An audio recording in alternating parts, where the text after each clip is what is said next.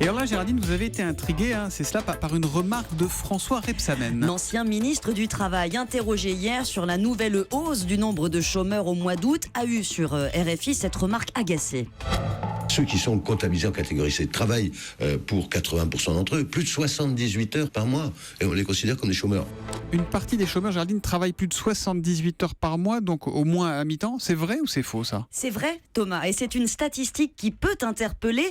Plus d'1 200 000 chômeurs comptabilisés comme tels par Pôle emploi travaillent en réalité au moins à mi-temps et même à plein temps pour 460 000 d'entre eux, un chiffre qui est en constante augmentation. Il a explosé depuis 2012 de 43%. Alors attention, la plupart ne sont pas indemnisés, mais ils continuent à s'actualiser. Ah, ils sont inscrits, mais ils ne sont pas indemnisés. Voilà, et ils représentent, ces travailleurs actifs, tenez-vous bien, près d'un tiers de la hausse globale du nombre de chômeurs enregistrés sous le quinquennat de François Hollande.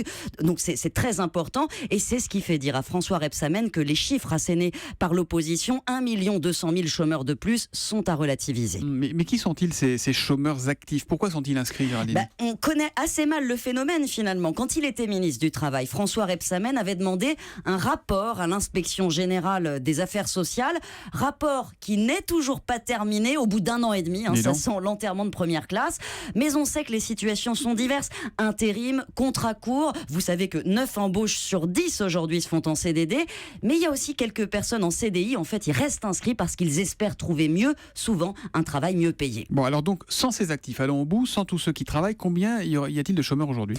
4 600 000 au mois d'août, si l'on exclut donc ceux qui travaillent, les demandeurs d'emploi en contrat aidé ou en formation. Ce chiffre donc est en hausse de 38 000 personnes sur un an, mais la hausse l'année précédente était de 215 000. Donc ça augmente aussi quand on retire ces gens-là. Ça augmente aussi, mais beaucoup moins vite. Axel ? Moi, je retiens que vous venez de dire que 9 embauches sur 10 se faisaient en CDD. Mais c'est peut-être pas très judicieux de taxer ces CDD. Ça passe pas, la taxation des CDD. C'est vrai que c'est curieux. On y reviendra tout à l'heure dans le journal de 8h. C'est un gros sujet, ça, aujourd'hui. Merci beaucoup, les experts, et à demain.